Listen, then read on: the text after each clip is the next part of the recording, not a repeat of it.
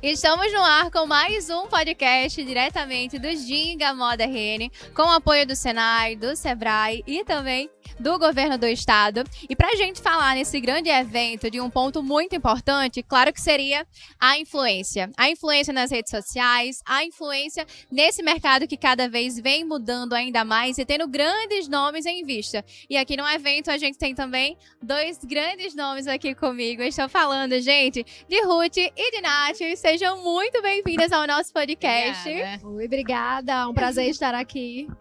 Prazer gigante. Elas que palestraram hoje também tiveram o momento do Talk, que foi super especial. E quem vai estar aqui comigo, gente, é a Ana Rosa, maravilhosa, gestora do digital do Sebrae. A gente vai bater esse papo super leve. Antes de tudo, menina, queria que vocês contassem um pouco de como foi essa entrada de vocês na moda, como tudo aconteceu, de uma visão super pessoal. Bom, eu entrei na moda de uma forma muito não intencional, digamos assim, há mais de 10 anos. Eu sou psicóloga e a moda acabou me levando para esse caminho. Hoje eu trabalho exclusivamente com a influência digital, não faço mais atendimento. Mas a moda entrou de uma forma muito leve, muito genuína, até que a gente foi entendendo, né, que a moda poderia sim, que a influência digital poderia sim se tornar um produto e um produto que vende. Então, depois de um tempo, eu criei minha empresa. Hoje o Ruth Diniz é uma empresa e criei esse produto que é a minha influência. Eu sou o meu produto e eu vendo a minha influência com muita responsabilidade, claro, mas hoje o tema da nossa palestra foi voltado para vendas também. Eu acho muito importante isso, de a gente como influenciadora também tocar nesse assunto, nesse meio, e não só na moda em si como style e afins, né? A gente também toca nesse ponto sensível, digamos assim, que é a venda, né? E a gente também quer vender. Sem dúvidas, entender que tudo é um conjunto, né, Nath? Isso. Eu comecei, na verdade, na pandemia, foi uma transição de carreira. Eu sou engenheira de produção e eu sempre amei moda, mas eu imaginei que eu ia trabalhar como engenheira de produção em uma marca de moda, que era meu intuito. Inclusive, na pandemia, eu estava em processos seletivos, Renner, enfim. E aí, durante esse período, foram cancelados todos os processos seletivos. E aí, realmente, eu comecei a postar no meu Instagram dicas. Eu postava muito achadinho, bazar. Então, comecei um pouco assim. E eu fui desenvolvendo, né, ao longo desses quase 7 anos. Fui evoluindo o meu conteúdo, que hoje em dia já é bem outro, digamos, outro mercado. Hoje eu trabalho com marcas nacionais, então assim, mas foi de tijolinho por tijolinho de lá para cá. E realmente foi dessa forma, assim, dando as minhas dicas, criando muito conteúdo. E hoje assim, é gratificante poder chegar aqui e palestrar. Uma coisa que eu achei muito interessante aqui na conversa de vocês é que as duas não viram moda como a primeira oportunidade, né? Vocês tinham um outro caminho e inseriram a moda no meio desse caminho e deu muito certo. E hoje eu vejo que vocês conseguem planejar um conteúdo que faz muito sentido e que tem uma base muito forte, né? E eu queria que vocês compartilhassem aqui com a gente como é essa criação de conteúdo hoje em dia, porque eu imagino que deve ter um planejamento por trás. Hoje em dia a gente tem essa preocupação com viralização, que para algumas pessoas é muito importante essa questão da viralização, faz com que as pessoas alcancem assim, territórios inimagináveis, mas ao meu ver nem sempre é o melhor caminho, né? Então eu queria saber como é que acontece esse planejamento de vocês hoje em dia, que levando a moda realmente a sério e como o trabalho de vocês, e até que ponto esse planejamento leva em consideração essa viralização ou não. Isso, esse foi inclusive um ponto que a gente tocou hoje no nosso talk, né, sobre viralização. Hoje a gente vive um momento que as pessoas estão sedentas por viralização, por viralizar nas redes sociais, mas nem sempre viralizar é um ponto positivo. Eu falo que viralizar nas redes sociais, se não for feito um conteúdo com estratégia, ele pode virar um tiro no seu pé. E pode, inclusive, lhe trazer seguidores e lhe trazer um público que não condiz com o que você quer. Então, é muito importante você conhecer o seu público e saber para quem você quer comunicar, para que quando o seu conteúdo viralize, ele viralize para as pessoas certas. Sobre essa questão de criação de conteúdo, planejamento de conteúdo, sim, existe.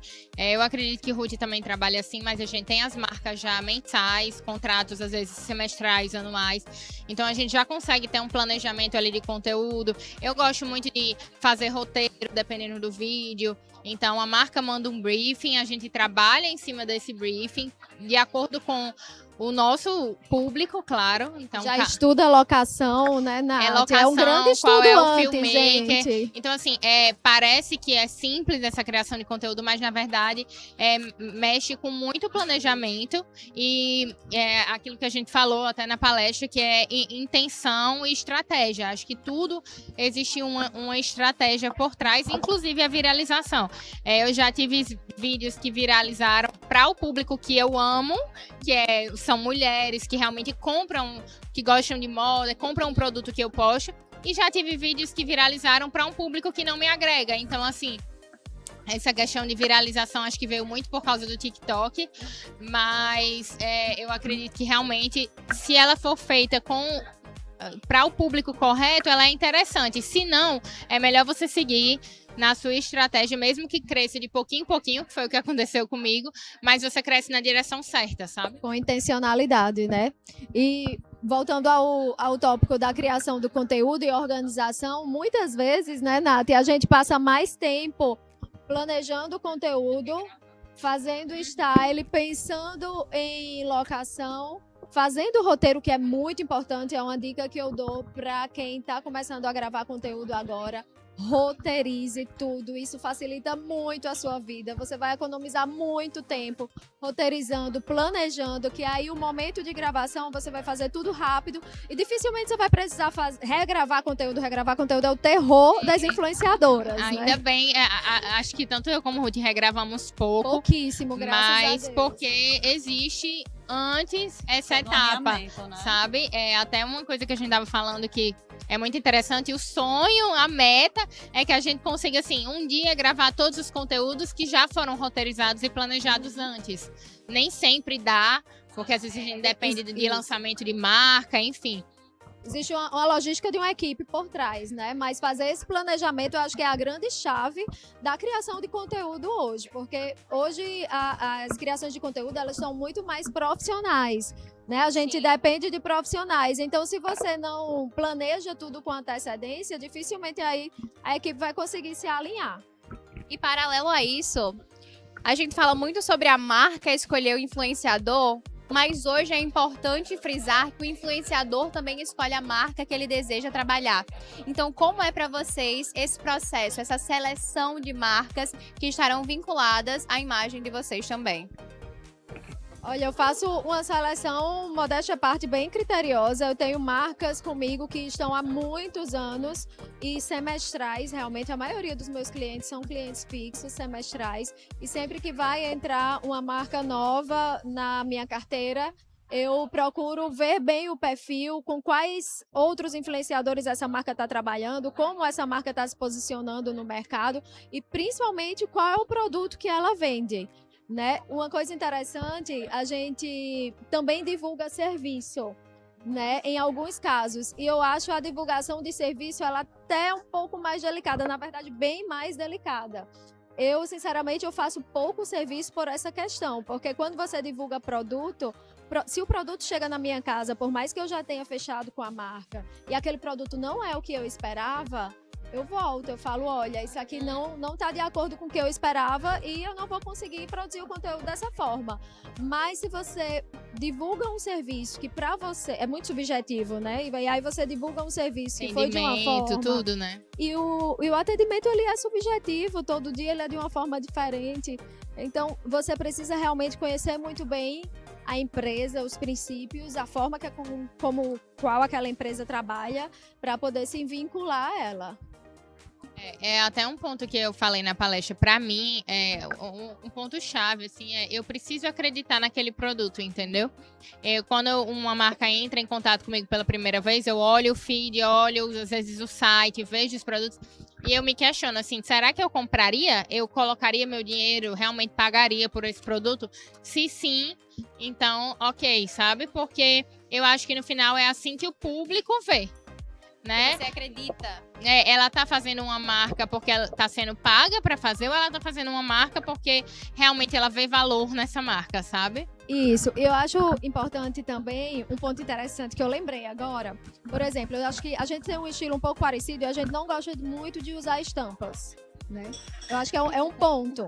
Mas se eu vejo uma estampa que é bonita, muitas vezes eu não gosto daquela estampa em mim, não é do meu estilo, mas se eu vejo uma estampa que eu acho bonito, um vestido rodado, eu uso pouco, vestidos rodados, mas se eu olho para aquele vestido e eu falo, caramba, que vestido lindo, nossa, eu tô me sentindo uma princesa com esse vestido, eu vou divulgar, porque não faz o meu estilo que eu não acho bonito, eu acho bonito, e eu sei que tem muitas seguidoras que também acham bonito, e eu recebo essa cobrança, nossa, eu queria que você me mandasse mais opções que você postasse mais opções de vestidos. Eu posto pouco vestido. Eu queria que você postasse opções de estampas, porque eu amo estampa e eu nunca vejo você usar estampa. Então eu faço isso, sempre nos meus conteúdos. Se tem uma estampa que eu acho bacana, que eu acho legal, eu faço questão de trazer para o meu conteúdo para mostrar que é possível também. Sabe? Mostrar essa variação que a gente pode ser diversa. Eu acho isso o máximo, porque tá muito ligado à questão da confiança, né? E influência hoje em dia é 100% confiança. Eu vejo que as influenciadoras hoje que crescem cada vez mais é porque as pessoas que estão de fora assistindo o conteúdo sabem que o que elas estão utilizando são peças ou serviços que elas realmente indicam, né? E é até uma questão assim que eu vejo muitas pessoas se preocuparem, principalmente, acredito, as pessoas que estão começando agora nessa área da moda, da influência, que é a questão dos números, os números das redes sociais, que acredito que seja um pouco frustrante para alguns quando existe toda uma elaboração de conteúdo, todo um planejamento, como vocês bem falaram aí, e de repente esse conteúdo não tem a dimensão que eles imaginavam, né? Não chega aquele número de compartilhamento, de curtida, de comentário, enfim. E aí a pessoa começa a repensar, a querer se colocar um pouco para baixo, mas eu acho que tem que ter um equilíbrio entre essa questão do número e essa questão que vocês falaram agora das pessoas acreditarem em você, porque quando acreditam, às vezes esse número vem em outros formatos, né? É bem interessante esse ponto que você falou. Eu vou até dar um exemplo aqui rapidinho. Eu fiz uma viagem recente e a gente soltou o material dessa viagem na época que estava acontecendo a Copa. O que aconteceu? O engajamento não foi muito bom. E aí a gente ficou se questionando. Nossa, mas todo o conteúdo ficou incrível. Realmente o conteúdo tinha ficado muito, muito bacana. Essa variável de números, ela envolve uma série de fatores. Às vezes você soltou na hora errada, no contexto errado, que foi o nosso caso. Então, assim, mas aquele conteúdo, se ele foi visto pelas pessoas corretas, tá, tudo bem. Então, assim, realmente é desanimador você fazer um conteúdo, você planejar, gastar seu tempo e quando você soltar e não ver os números que correspondem a toda, às vezes, uma expectativa que a gente cria. Mas a gente tem que tentar olhar por esse lado de, assim, hoje em dia eu olho muito assim, eu, Natália, fiquei satisfeita com esse conteúdo. Se eu fiquei satisfeita e tá alinhado com os meus objetivos, valeu, sabe? Isso é super importante, porque a gente precisa também estar satisfeita com o nosso trabalho, né? Então, tem que ter essa autovalorização também. E até porque, na maioria das vezes, o conteúdo mais produzido, ele vai ser o que menos vai engajar. Então, a gente precisa ter consciência disso. Muitas vezes o conteúdo que foi super produzido, ele não vai engajar e tá tudo bem. E aí, por isso, você não vai mais fazer o conteúdo produzido que você gosta de fazer e que você quer se posicionar nesse lugar de pessoa capaz de fazer um bom conteúdo. Eu acho que você tem que saber um equilíbrio entre mesclar aquele conteúdo mais orgânico, que geralmente, com pouca produção, com a câmera do celular, é o conteúdo que vai bombar, muito alinhado ao contexto, eu acredito muito isso, quando o seu conteúdo está alinhado ao contexto da sua viagem, do momento que você está vivendo, ou que está acontecendo no mundo, aquele conteúdo vai engajar. Mas a gente também quer mostrar que sabe fazer o conteúdo bem feito e gosta de fazer o conteúdo bem feito. Então não adianta só esperar like. Tem que ter um equilíbrio, eu acho, muito grande entre o conteúdo mais humano e o conteúdo que te posiciona. Exato. Então, o conteúdo que posiciona, normalmente ele não engaja muito. Mas ele chama marcas, ele chama atenção. Então, assim, se você tá consciente, tipo assim, quando eu vou postar uma foto muito produzida, eu já tô consciente que não necessariamente aquela foto vai ter um engajamento super, mas ela tem outro objetivo. Então, acho que quando você entende a estratégia que você tá construindo, você fala assim, não, é isso, mas eu tô no caminho certo, sabe? Exato. E é muito de você se conhecer e conhecer o seu público e saber o que você quer. Hoje em dia a gente fala muito sobre comunidades, sobre as pessoas que nos acompanham, sobre as conexões que a gente cria com aquelas pessoas que nos acompanham diariamente. Como vocês lidam com essa comunidade que vem sendo criada todos os dias, com anos de trabalhos, com esse posicionamento, com essa dedicação? É uma troca muito gostosa, né? Sem dúvidas, uma troca muito gostosa. Eu tenho seguidoras de muito tempo, da época que eu nem trabalhava de fato como influenciadora. As minhas seguidoras, elas viram minha filha nascer e quando elas veem minha filha hoje com 12 anos, elas mandam mensagem assim, meu Deus, Valentina tá muito grande, como pode? Quanto tempo eu dormi? E é engraçado que eu vou ver, às vezes eu fico pensando, gente, deve ser alguma amiga. Aí quando eu vou ver a seguidora antiga que fala assim, quanto tempo eu dormi? Elas amam mesmo a nossa família, o nosso universo, isso é muito gostoso.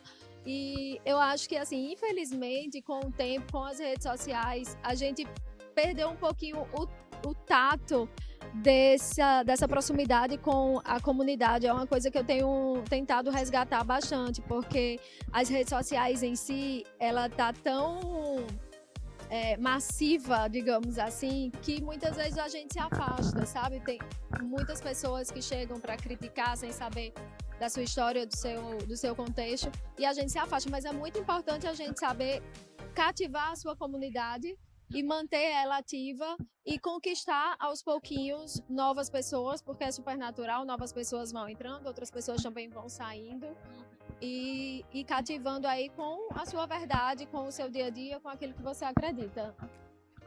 Entrando nesse ponto aí que Ruth falou, de seguidoras antigas, é muito engraçado, porque eu comecei com achadinhos, com bazar, essa parte. Então, até hoje eu tenho seguidores que falam, Nath, como você mudou de lá pra cá, mas assim, eu super admiro sua trajetória, continuo acompanhando. Então, é muito, muito legal quando a gente tem essa construção e as seguidoras vão acompanhando, né? E eu acho que existe, assim, hoje em dia, diversas estratégias, a gente até falou isso um pouquinho no bate-papo, né? Para aproximar com esse público. Hoje em dia tem canal, vez em outra eu faço seguidora valorizada. Então, eu tento, vez em outra, fazer isso para realmente manter essa comunidade fortalecida. Acho que é um dos pontos mais difíceis. É se manter próximo à sua comunidade, porque a nossa vida, todo mundo é corrida. É muito trabalho, muita gravação de conteúdo, gasta tempo. Então, às vezes, acaba que a gente não consegue estar sempre ali naqueles stories, fazendo essa conexão, que é o que conecta os stories, né? E, então, realmente, eu acho que é uma dificuldade para a maioria das influenciadoras manter essa comunidade fortalecida, mas é isso que vai manter o engajamento, que vai trazer as vendas. Então, é assim, acho que está tudo muito conectado. Eu acho importante também a gente saber que nem sempre as pessoas que te acompanham no Instagram desde do início, elas vão acompanhar o seu crescimento. E você ter consciência que tem pessoas ali da comunidade, algumas que elas não vão acompanhar você e que elas vão embora. E aí outras pessoas vão vir. Eu, por exemplo, já recebi mensagens de pessoas dizendo assim, eu te acompanho desde tal época e eu gostava muito mais quando você se vestia assim, assim e assim. E eu fiquei, isso mexe, isso abala. É verdade. Isso abala, isso mexe com a gente. Mas assim, eu pensei, cara, se essa pessoa ela não tá acompanhando o meu crescimento e ela não tá feliz com o meu crescimento, tá tudo bem, sabe? Tudo bem. O que acontece? A gente vai mudando. Eu comecei a minha trajetória de uma forma muito orgânica e muito, diria que, acanhada, digamos Aham. assim. Hoje eu me sinto mais à vontade, mais segura para ousar no look, para usar uma produção super ousada. Não é do meu dia a dia se vestir assim, mas tem ocasiões que sim, eu me sinto muito confortáveis. E se a pessoa que me acompanha não tá confortável com isso, tudo bem. É muito comum isso, porque nós somos seres mutáveis, né? Então a gente muda com o tempo. A Natália, que começou no Instagram 7 anos atrás, era literalmente outra pessoa. Então, eu acho que é muito isso. A gente saber que a gente vai perder pessoas no caminho, mas se a gente tá no nosso planejamento, a gente vai atrair as pessoas certas. Eu acho que é um processo natural. Isso eu sofri muito uma época, porque eu realmente, assim, passei por uma mudança muito drástica, uma fase no meu Instagram. Eu falei, não, a partir de hoje, eu quero trabalhar com esse perfil. Foi uma decisão minha, entendeu? Então, eu realmente, foi intencional essa minha mudança de público, mas ela foi dolorida, porque no caminho eu perdi seguidores, eu tive essa mudança. Quando você muda um pouco o seu perfil, tem muita gente que deixa de se identificar, e deixa de comentar, e deixa de acompanhar. Só que aí você começa a atrair outras. Então, assim, é um processo, eu acho que natural, mas que ele é um pouco sofrido. As mudanças acontecem, né? É como se acompanhasse realmente um crescimento. Desde a época que você inicia no Instagram, que você se torna mãe e que você tem uma virada de chave. Então, isso é super natural. Para vocês duas, como referência na moda potiguar, qual conselho vocês dariam para quem está começando, para quem deseja dar esse pontapé para ser influenciadora aqui em Natal e principalmente no Nordeste? Eu diria que comece. Não espere.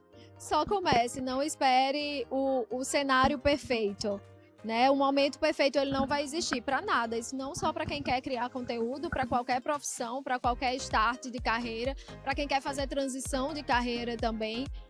Vai com medo mesmo, porque a incerteza ela sempre vai existir. Você pode ser a pessoa mais bem-sucedida do mundo, né? Ser bem-sucedida é muito subjetivo, mas você pode ser uma pessoa muito bem-sucedida, mas você vai ter uma insegurança. Isso é natural. Que você tenha essa insegurança. A gente sempre tá naquela, será que eu tô no caminho certo? Será? Gente, mas essa incerteza, ela faz parte do processo. Então, começa, não espera o momento perfeito. A dica que eu dou é comece com ambientes controláveis, comece a gravar ali com seu tripé, uma luz boa, um microfone se possível e tenta ter uma iluminação legal, um ambiente legal para que você possa gravar com tranquilidade e aos poucos você vai aperfeiçoando. Eu acho que quem grava conteúdo, até falei um pouco isso, tem que ser muito resiliente. Porque todo dia, assim, em uma determinada fase, eu me lembro claramente que teve uma época que eu falei assim, eu não quero mais isso pra mim. Porque realmente é cansativo, a gente depende muito da aprovação de terceiros, é a marca que aprova. Depende do sol, da chuva. Não, e assim, a marca que aprova, o público que dá like. Então, você também tem que ter o psicológico muito bem trabalhado. Acho que é um ponto importante, quem trabalha com isso. Porque realmente não é fácil, mas eu acho que o ponto é não desistir. Ter consistência, todo dia tá lá, faça chuva, faça sol. Porque realmente é essa consistência que vai formando ali o seu perfil. Constância, né? Comece e tenha constância. Hoje eu falei uma frase na finalização do nosso talk que eu queria repetir aqui. Constância e disciplina pode te levar mais longe que uma ideia genial. Então não espere ter uma ideia genial para começar. Comece. Perfeito. Nossa, eu adorei nossa conversa. Acho que foi muito inspirador, inclusive para quem já trabalha com influência ou com moda, ou quem também tá querendo começar, né, e tava precisando aí desse conselho.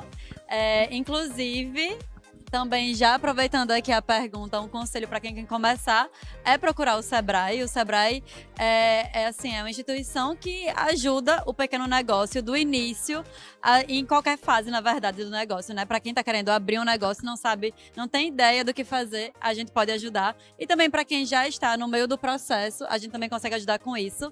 Então, nós amamos ideias e amamos tirá-las de papel. Então, Inclusive, pode uma contar com a gente. curiosidade, quando eu fui abrir o meu CNPJ, eu fiquei, meu Deus, como é que eu vou fazer isso? Que coisa burocrática.